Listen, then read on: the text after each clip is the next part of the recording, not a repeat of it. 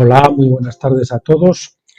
José, de nuevo con ustedes, aquí al filo de las 7:15 ya, casi terminando la tarde. Y nada, para terminar también la semana, vamos a ver, como les dije el miércoles, 2 capítulos más del libro 2 del estudio de Apocalipsis del doctor Stephen Jones. Capítulo 11, el mar de cristal, que dice así: Apocalipsis 4:5 nos dice que había 7 lámparas de fuego ardiendo delante del trono, que son los 7 espíritus de Dios. No son los candeleros, sino el fuego que arde ante el trono, lo que representa a los 7 espíritus de Dios. Ya habíamos aprendido por Apocalipsis 1:20, que los 7 candeleros eran las 7 iglesias, y el versículo 16 dice que en su mano Cristo sostenía las 7 estrellas, que eran los ángeles de las 7 iglesias.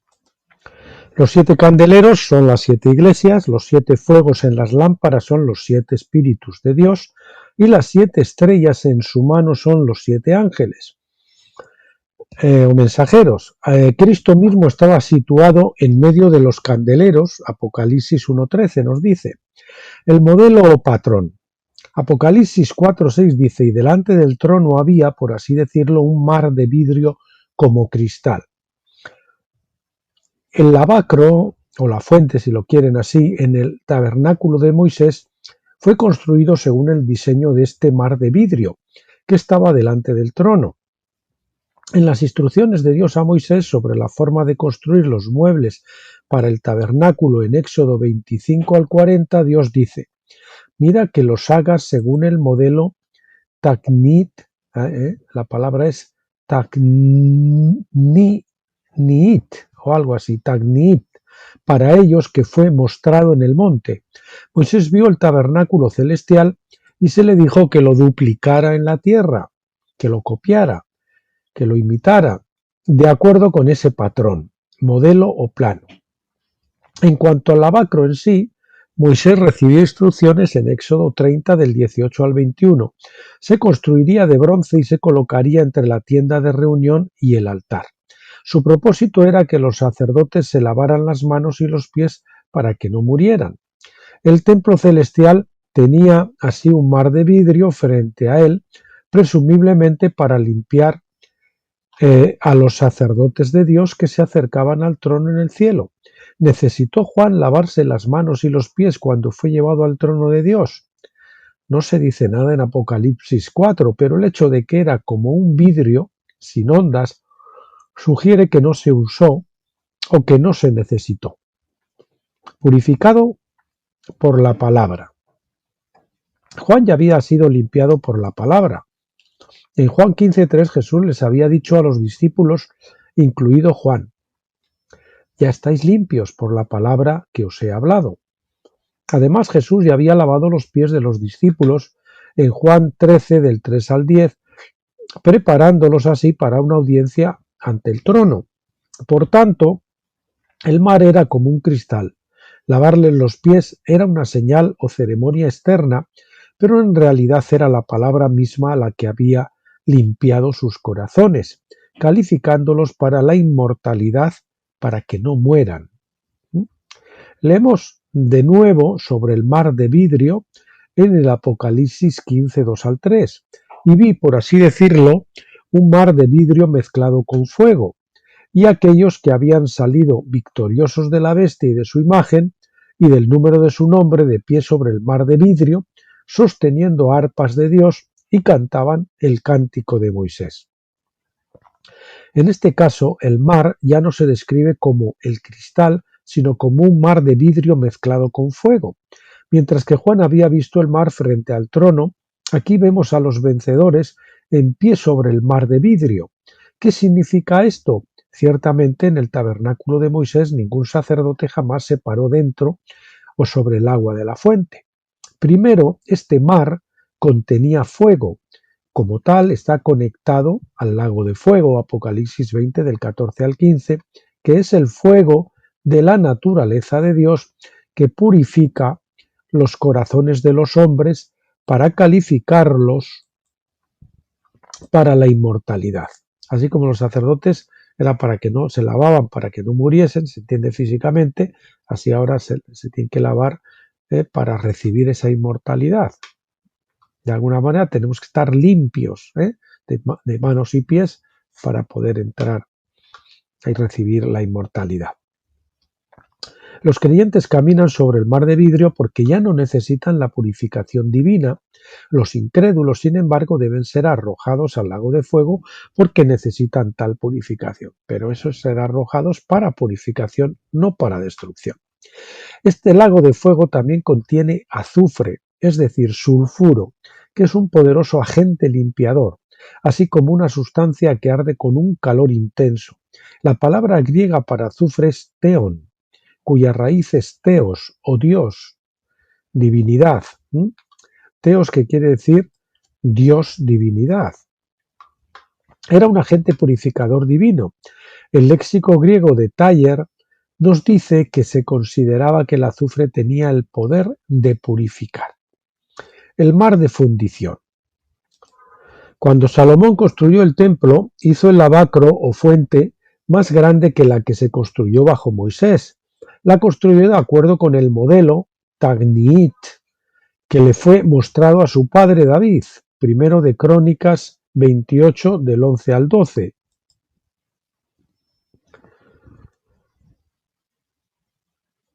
La palabra hebrea es la misma que se usa en Éxodo 25:40, aunque la New American Standard Bible eligió traducirla como plano en las instrucciones de David a Salomón. En ambos casos, el modelo o plano, o el patrón si quieren, fue dado por revelación divina, primero a Moisés y luego a David. Ambos vieron el modelo celestial, pero David vio algo más grande que lo que vio Moisés.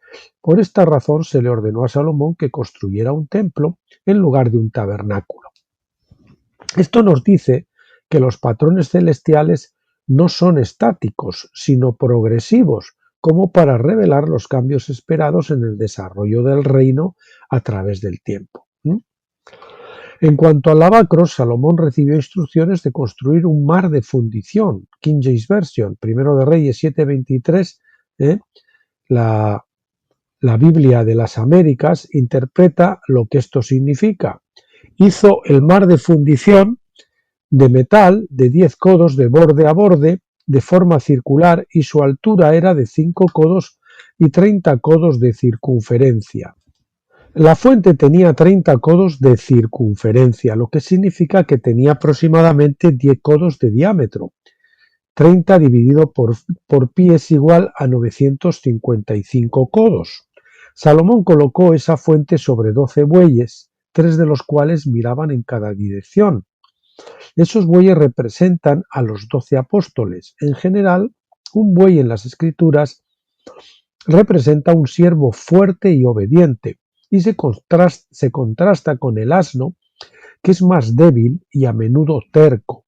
Por eso también los asnos representan a los de Pentecostés, mientras que los bueyes representan a los vencedores de la fiesta de tabernáculos.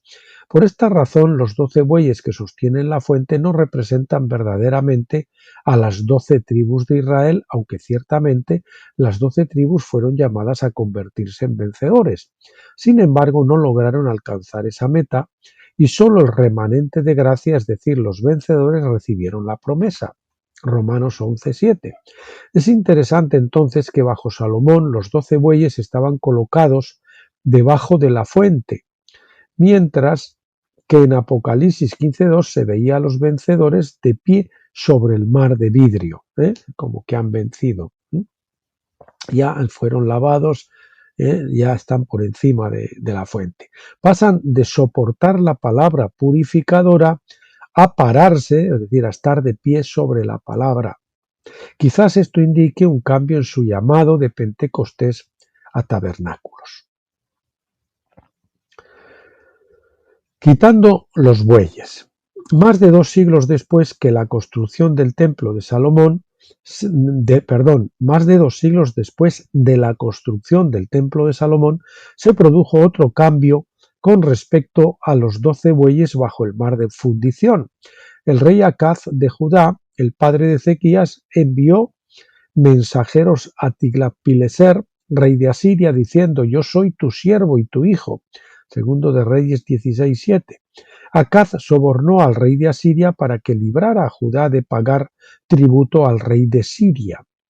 El plan funcionó, segundo de Reyes 16:9, pero cuando Acaz fue a Damasco para reunirse con el rey asirio, quedó demasiado impresionado con el altar pagano que vio en Damasco.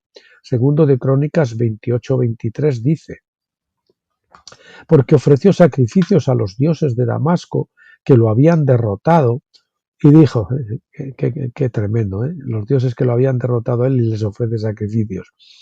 Y dijo: porque los dioses de los reyes de Aram los ayudaron, les ofreceré sacrificios para que me ayuden. Pero se convirtieron en la ruina de él y de todo Israel. Luego le ordenó al sacerdote Urías que construyera un altar inspirado en el de Damasco, segundo de Reyes 16, del 10 al 11. En lugar del inspirado por Dios, el inspirado por los paganos. El altar de bronce original construido bajo Salomón, según el modelo celestial, fue removido y colocado en el lado norte del nuevo altar, segundo de Reyes 16:14. Asimismo, segundo de Reyes 16:17 dice: entonces el rey Acaz cortó los límites de las gradas y les quitó la fuente. También tomó el mar de los bueyes de bronce que estaban debajo de él y lo puso sobre un empedrado. Segundo de Crónicas 28:24 dice además que cortó en pedazos los utensilios de la casa de Dios y cerró las puertas de la casa del Señor. Entonces, en el momento de la apostasía, los 12 bueyes fueron retirados de su papel de soporte para la palabra de Dios, es decir, el agua, porque ya saben que el agua simboliza la palabra. Y los bueyes es lo que la soportan, los vencedores. Lo mismo ha sucedido durante la edad de Pentecostés, especialmente durante el tiempo en que las escrituras estuvieron ocultas a la gente durante muchos siglos. La luz de la palabra no se extendió de nuevo a la gente común hasta la invención de la imprenta a mediados de la década de 1400. Ese evento, como veremos, fue profetizado en Apocalipsis 10:2 en la visión del librito que estaba abierto. Ya saben que era un librito, fue abierto. ¿Por qué? Porque antes era un libro enorme que estaba encadenado en las catedrales o en las iglesias, y entonces, pues claro, no estaba a disposición de la inmensa mayoría. Pero luego, al venir la imprenta y al ser traducido a las diferentes lenguas, por eso el libro fue abierto para todos, ¿no? Los cánticos que cantan los vencedores. Parece entonces en la progresión del reino que los vencedores, es decir, los bueyes, deben soportar la palabra de Dios. Sin embargo, al mismo tiempo deben permanecer firmes sobre la palabra mientras enseñan a la gente. Es decir, que no puedo predicar lo que no tengo, que yo debo vivir conforme a esa palabra. Su mensaje, como se describe en Apocalipsis 15, del 3 al 4, es cantar el cántico de Moisés y el cántico del Cordero. Es muy típico de Pentecostés, yo lo he visto en las iglesias cuando estuve allí casi por 20 años. Decía casi por 20 años, parece que se está dando problemas esto otra vez, como que se congela la imagen.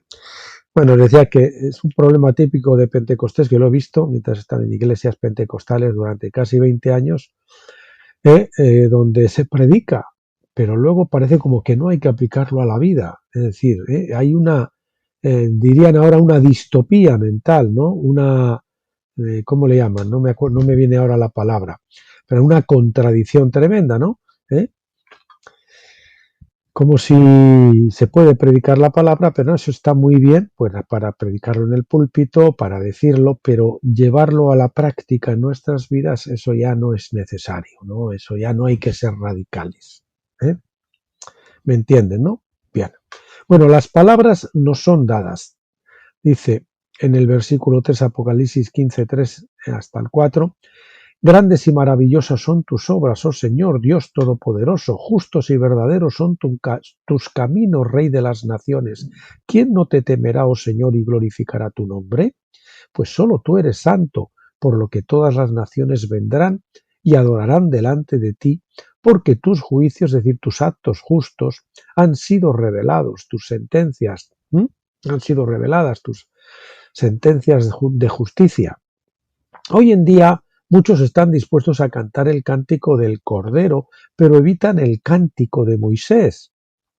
Los vencedores, sin embargo, entienden que toda la Escritura es revelación inspirada y que no debemos vivir solo de pan, sino de cada palabra que viene de Dios. Cuando la palabra sea verdaderamente enseñada, todas las naciones vendrán y te adorarán.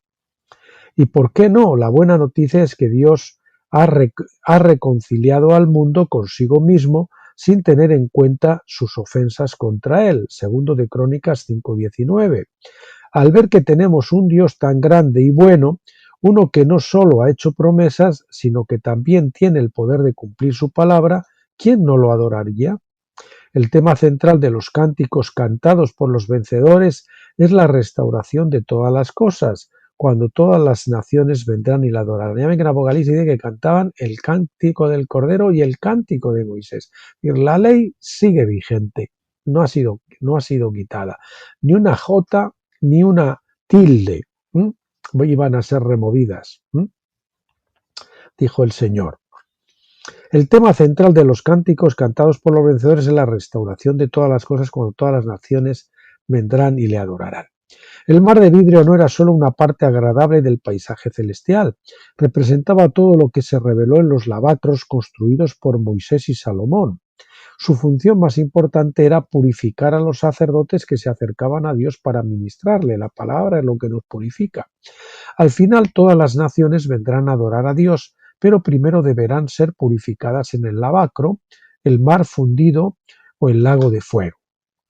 En una de esas tres cosas, ¿verdad? Capítulo 12. Las cuatro criaturas vivientes. Apocalipsis 4 del 6 al 8 dice: Y en el centro y alrededor del trono cuatro criaturas vivientes llenas de ojos por delante y por detrás. Y la primera criatura era como un león, y la segunda criatura como un becerro, y la tercera criatura tenía una cara como la de un hombre, y la cuarta criatura era como un águila voladora, y las cuatro criaturas vivientes, otros dicen seres vivientes, cada una de ellas con 6 alas están llenas de ojos por dentro y por fuera. Algunos dicen las cuatro bestias, pero el hombre no es una bestia, ¿no? Entonces, por eso, mejor criaturas o seres. Estas cuatro criaturas vivientes representan a todas las criaturas vivientes de la tierra.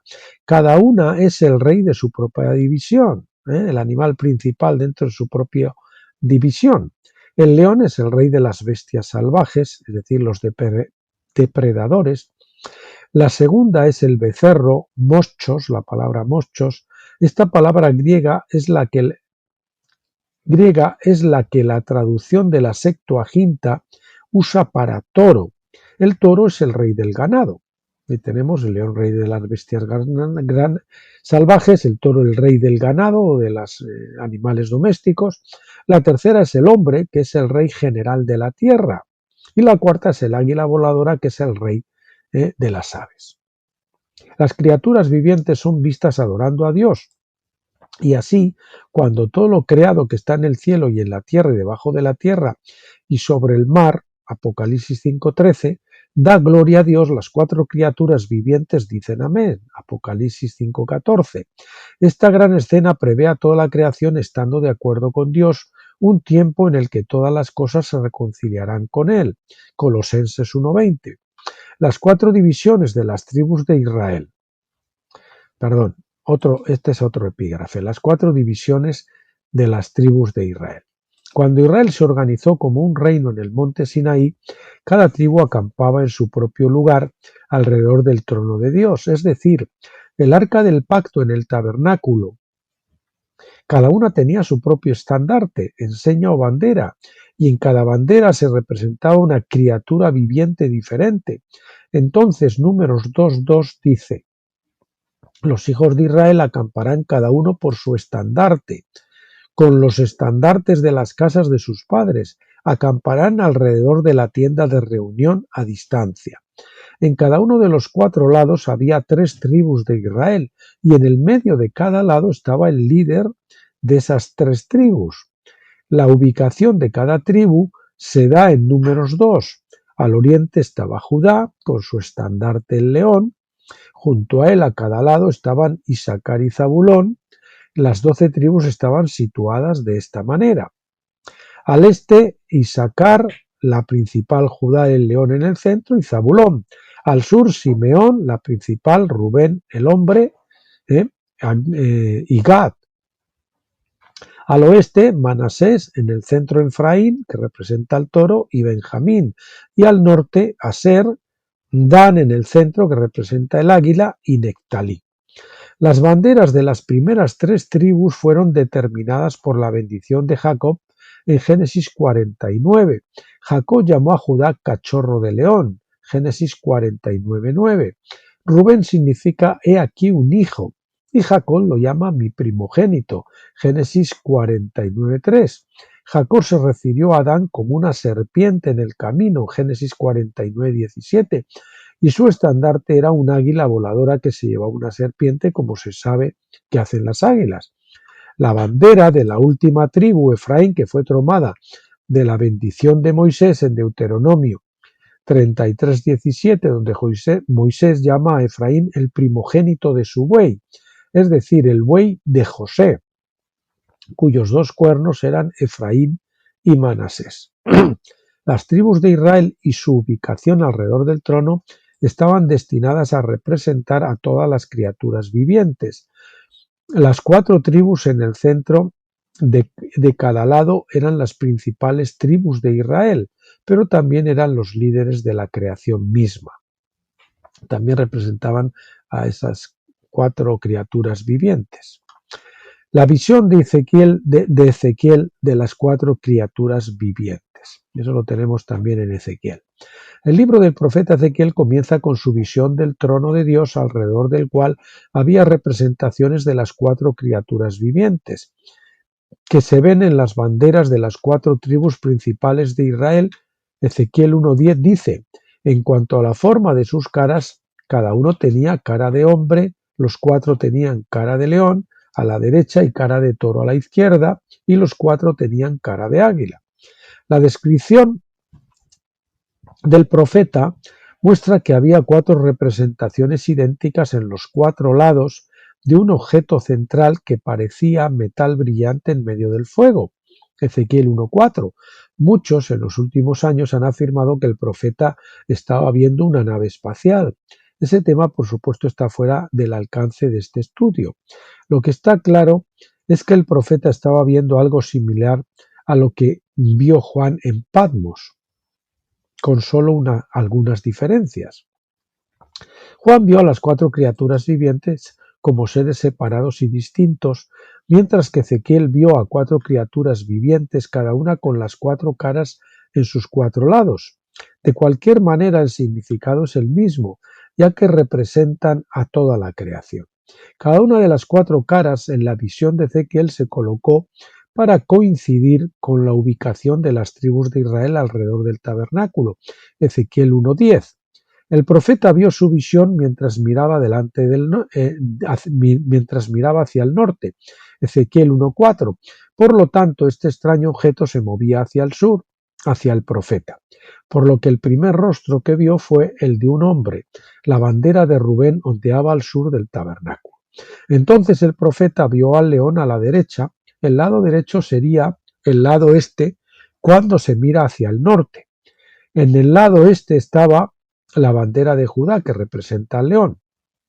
El profeta entonces vio el buey a la izquierda. El lado izquierdo sería el lado oeste cuando se mira hacia el norte.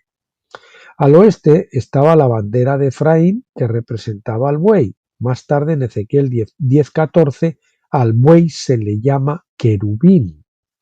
Finalmente, la cara más al norte apareció a la vista y Ezequiel vio que representaba un águila. La tribu de Dan estaba situada en el lado norte del tabernáculo, enarbolando su bandera que representaba al águila volando llevándose la serpiente. Está claro entonces que todo lo que vio Ezequiel también le fue revelado años después a Juan. Ezequiel vio que estas criaturas vivientes tenían 4 alas, Ezequiel 1:6, mientras que Juan las vio con 6 alas, Apocalipsis 4:8. Algunos pueden creer que Juan vio una nave espacial con tecnología actualizada, pero nos preocupa su significado espiritual y cómo representa el plan divino para la creación. 4 es el número de la Tierra o la creación material y 6 es el número del hombre.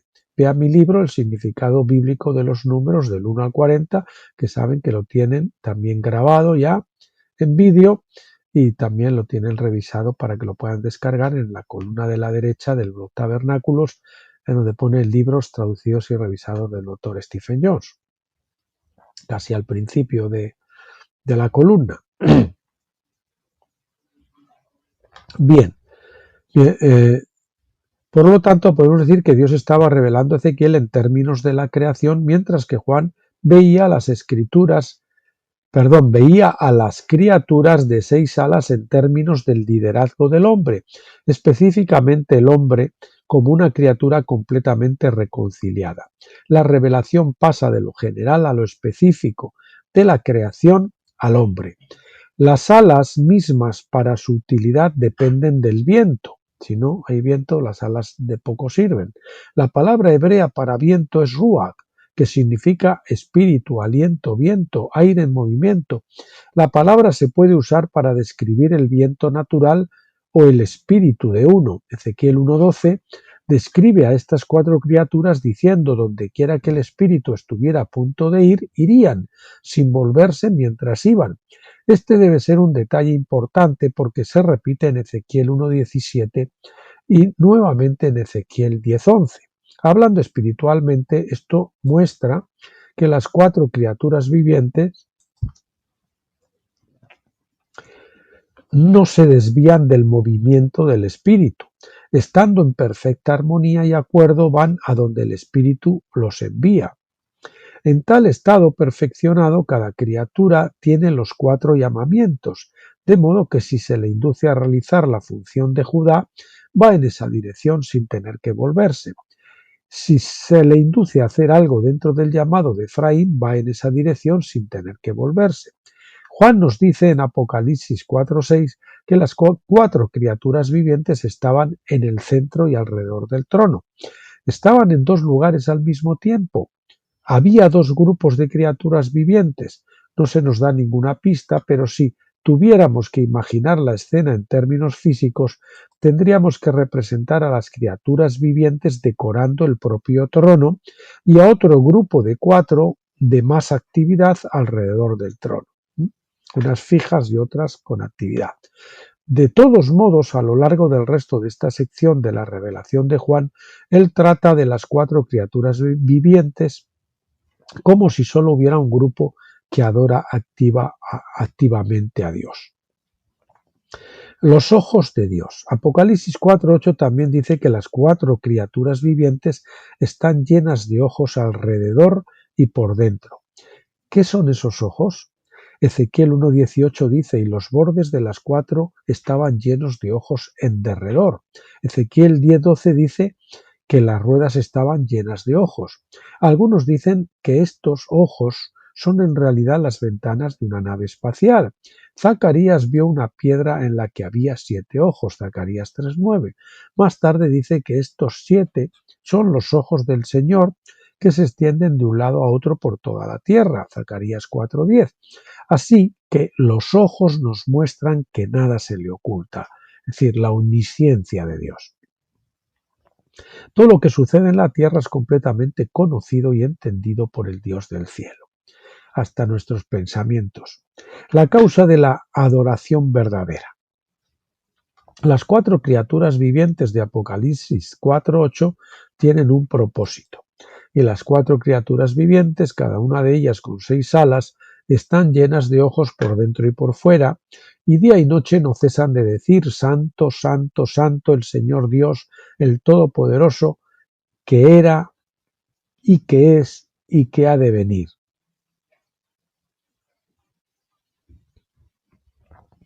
El texto de su adoración está tomado de Isaías 6:3. Y uno, es decir, el serafín, gritó a otro y dijo: Santo, Santo, Santo, Yahvé de los ejércitos, toda la tierra está llena de su gloria. Tal adoración es el modelo a seguir por toda la creación, Pero la adoración no es un mero servicio de labios hacia afuera. Hay muchos que pronuncian estas palabras, pero que no viven lo que dicen, lo que comentábamos antes, ¿eh? El cristianismo de boca, ¿m? Pero no de hechos. De hecho, se ha dicho que los cristianos cuando más mienten es cuando cantan. Digo, están adorando, ¿no? Y cantando alabanzas. Eso es quizás un poco duro. Probablemente sea más exacto decir que los cristianos a menudo adoran sin comprender, por lo que sus palabras no concuerdan con su vida real en el mundo. ¿Mm? El mundo nos dice que la imitación es la forma más sincera de adulación. Yo solo ponía a contar cuando comento este asunto del ejemplo que nos decían una vez oí de Di Stéfano, que les decían los futbolistas. Di Stéfano, cuando era entrenador, le decía, el balón es de cuero, el cuero procede de las vacas y las vacas comen hierba. Así que dejémonos del juego aéreo y cuanto antes bajemos el balón a la hierba, mucho mejor. Pues nosotros debemos de dejarnos del juego aéreo, es decir, de la proclamación, sin bajar la palabra a la acción, a la práctica, ¿verdad? En otras palabras, repito, el mundo nos dice que la imitación es la forma más sincera de adulación. En otras palabras, tendemos a imitar a aquellos que admiramos. Una forma más bíblica de expresar esto es decir que la imitación es la forma más sincera de adoración. Dios está menos interesado en nuestras palabras que en nuestra forma de vida. Las palabras correctas son buenas, por supuesto, pero no tienen sentido e incluso son hipócritas, que eso es lo peor, la hipocresía, sin una forma de vida piadosa. ¿Mm? Especialmente la Odisea, que piensa, que dice, que tiene, que tal y que cual, y resulta que es pobre, desventurada, ciega y desnuda.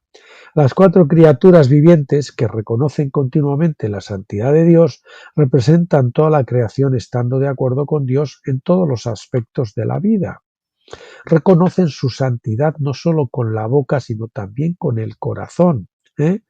Por supuesto, si no está en el corazón, no se va a llevar a la práctica nunca. Por eso la palabra tiene que ser encarnada a través del bautismo de fuego. Si no, no sirve. Tiene que pasar de fuera adentro, a la vida. Representan a la creación con la ley de Dios escrita en su corazón. Así se cumplen las promesas de Dios del nuevo pacto. De alguna manera, Dios encontró una forma de convertir los corazones de todos los hombres para que fueran hechos a su pueblo, para que fueran hechos su pueblo y Él fuera su Dios. Deuteronomio 29 del 12 al 15. Los 24 ancianos. Apocalipsis 4 del 9 a 10 continúa. Y cuando las criaturas vivientes den gloria, honra y gracias al que está sentado en el trono, al que vive por los siglos de los siglos, los 24 ancianos se postrarán ante el que está sentado en el trono y adorarán al que vive por los siglos de los siglos y arrojarán sus coronas ante el trono, diciendo, puntos suspensivos. Como decía el otro día, hay muchos que también, que los pentecostales, Señor, arrojamos nuestras coronas delante de ti, pero bueno, ya te has ganado la corona. Si usted mira sus vidas, verá que no se han ganado ningún tipo de corona, que tienen que recibir todavía mucho, mucho fuego. Así que antes de sacrificar nuestras coronas, primero tenemos que conquistarlas. Aquí vemos información adicional sobre su adoración. No solo reconocen la santidad de Dios, sino que también le dan gloria y honra y gracias. Tal adoración proviene de un corazón agradecido que está asombrado por sus obras, su poder, su amor y su sabiduría. ¿Quién no lo adoraría? ¿Quién no temerá, oh Señor, y glorificará tu nombre? Apocalipsis 15:4. Cuando se revelen los actos justos de Dios, todas las naciones ciertamente vendrán y le adorarán, no porque hayan sido condenadas por el antiguo pacto, sino porque Dios ha cumplido su promesa a la humanidad a través del nuevo pacto. Cuando realmente la humanidad vea, pues se postrará y adorará. Al ver la adoración de las cuatro criaturas, es decir, de toda la creación,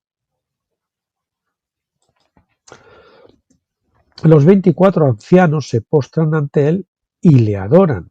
Esta escena no pretende representar a 24 ancianos cayendo y luego volviéndose a levantarse solo para volver a caer continuamente cada vez que las criaturas vivientes cantan Santo, Santo, Santo. Debemos entender que este es el propósito de la creación y el objetivo de toda la historia al final.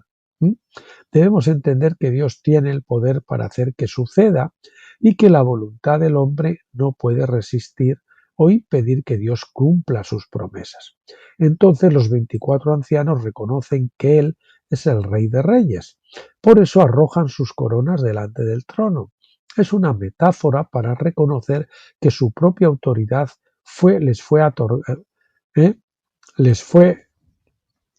otorgada por Dios y por lo tanto está sujeta a la soberanía de Dios. Bien, los derechos del creador. Dios tiene sus derechos como creador.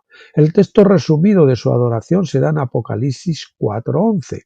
Digno eres tú, Señor nuestro y Dios nuestro, de recibir gloria y honra y poder, porque tú creaste todas las cosas.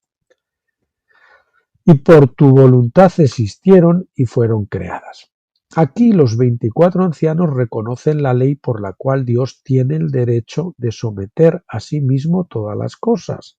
Tiene el derecho porque las creó.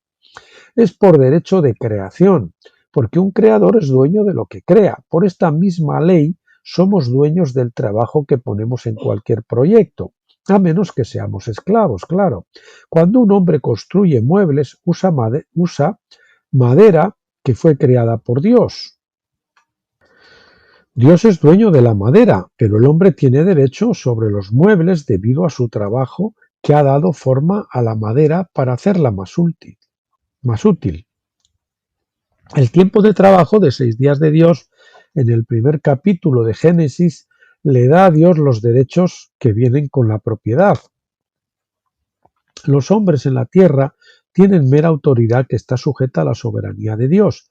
La autoridad del hombre es real, pero no definitiva. Las decisiones del hombre de desobedecer a Dios se toman de acuerdo con su autoridad recibida, pero al final la ley le da a Dios el derecho de invalidar la voluntad del hombre. O sea, por eso Dios es soberano. Él puede cambiar la voluntad del hombre cuando él quiera, y si no que se lo pregunten a Pablo, por ejemplo, ¿verdad? Cuando iba camino a Damasco. ¿Dónde está ahí el libre albedrío de Pablo? Que me lo cuenten. El hombre fue hecho del polvo de la tierra. O sea, el hombre tiene autoridad delegada, pero no tiene soberanía. El hombre fue hecho del polvo de la tierra.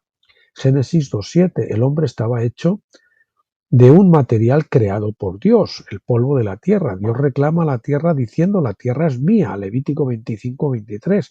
También le dijo al profeta en Jeremías 27 del 5 al 6: yo hice la tierra, los hombres y las bestias que están sobre la faz de la tierra, con mi gran poder y con mi brazo extendido, y la daré al que agrada a mis ojos. Y ahora he entregado todas estas tierras en manos de mi siervo Nabucodonosor, rey de Babilonia, un rey pagano. El Señor lo llama su siervo.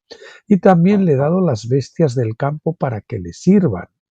Si Dios tiene el derecho de darle su tierra a Nabucodonosor, también tiene el derecho de quitársela y dársela a otro. El orgullo del hombre piensa que es dueño absoluto de la tierra que gobierna, sino que se lo digan a los globalistas, ¿verdad? Pero incluso el rey Nabucodonosor aprendió por las malas que esto no era así. Como lo van a aprender ellos ahora, ya lo están aprendiendo, porque ellos saben muy bien que van para abajo. En Daniel 4, del 34 al 35, leemos su humilde testimonio acerca de cómo aprendió que su autoridad era secundaria a la soberanía de Dios. Debido a que el hombre fue creado, no tiene el derecho legal de venderse a sí mismo ni su tierra, polvo de tierra, como esclavo del pecado para siempre. Sus derechos son solo temporales, duran solo hasta el jubileo. Es decir, yo me puedo vender hasta el jubileo. La ley del jubileo afirma el derecho de Dios a retirarlo y hacer con él según su voluntad. Por esta ley, entonces, al no haber cedido sus derechos soberanos como creador, Dios puede dar el testimonio a Jesucristo y restaurar toda la creación poniendo todas las cosas bajo sus pies. Así que aunque Aún los satanistas que vendieron su alma al diablo, lógicamente en el jubileo ya no tienen derecho, Satanás no tiene derecho a retenerla, porque es una tierra que pertenece a Dios. Esto es lo que celebran las 4 criaturas vivientes, el hombre es hecho de tierra, por eso pertenece a Dios. Esto es lo que celebran las 4 criaturas vivientes y los 24 ancianos. Reconocen que el amor de Dios no permitirá que su creación permanezca esclavizada al pecado más allá de cierto punto en el tiempo. Aquí lo tenemos. Reconocen su sabiduría de no darle al hombre reconocen su sabiduría de no darle al hombre soberanía, sobre su propio destino. El hombre no es soberano sobre su propio destino, sino limitarlo a varios niveles de autoridad. Puede tener diferentes niveles de autoridad, mayores o menores, pero no soberanía. Debido a que este plan asombroso es tan poco conocido entre la gente de la tierra, pocos son capaces de adorarle con pleno entendimiento y aprecio. Pero los 24 ancianos lo entienden, están de acuerdo y le adoran con asombro. Esta, entonces, es la revelación del 4.º capítulo de Apocalipsis, que se correlaciona con la cuarta letra del alfabeto hebreo, la letra Dalet, que es la puerta abierta. Esta es la revelación de aquellos que están llamados a subir más alto a los reinos de Dios. La voz de Dios dijo en Apocalipsis 4.1, sube acá y te mostraré lo que sucederá después de estas cosas. Así que usted tiene que subir de Pentecostés a tabernáculos. Si está en Pascua, tiene que subir de Pascua a Pentecostés. Y si está en Pentecostés, de Pentecostés a tabernáculos. Vamos por niveles, los 3 pisos del arca, ¿verdad? Por ejemplo. Al final de este capítulo y nuevamente en el siguiente, vemos la revelación de la restauración de todas las cosas, donde toda la tierra está llena de su gloria. Esto es lo que debe suceder antes de que se complete el plan divino y termine la historia de la tierra tal como la conocemos. ¿De acuerdo? Ese es el plan de Dios. Que toda la tierra sea llena de su gloria. Muy bien, pues mis amados, hemos terminado con los 2 días seguidos de Apocalipsis y como les dije, para el próximo día vamos a empezar con este maravilloso libro, El regreso del hijo pródigo, de Henry J. Nouwen, que ya les contaré. El próximo día veremos la introducción y algo más, pero verán cómo es un libro que les va a encantar y que vamos a ver, solo les anticipo esto, cómo también tenemos los 3 niveles en la parábola del hijo pródigo. El hijo que se va de la casa, el hijo menor, que es el que comete, digamos, los pecados externos, los pecados kosher, el hijo mayor amargado, que lleva muchos años en la casa, pero está amargado, como es típico del final de Pentecostés, aburrido porque y no acaba de entrar en la fiesta. Ese es el hijo mayor y que no se alegra de que regrese su hermano. Le parece una injusticia que el padre lo perdone, lo reciba y monte una fiesta. Y después tenemos el padre, que lógicamente pues es la figura de tabernáculos, Pascua, Pentecostés, tabernáculos, y el padre, como se ve, también lo vemos muy claro en Juan, hijitos, jóvenes y padres. Muy bien, pues entonces aquí lo dejamos, ya seguramente hasta el lunes no estaremos grabando, como es costumbre ya, y nada, pues pásenlo bien, que el Señor les cuide el fin de semana, que descansen, que se repongan, que se renueven en el Señor y que vuelvan para el próximo día, el lunes Dios mediante, como les dije, para acompañarme. Hasta entonces, pásenlo bien.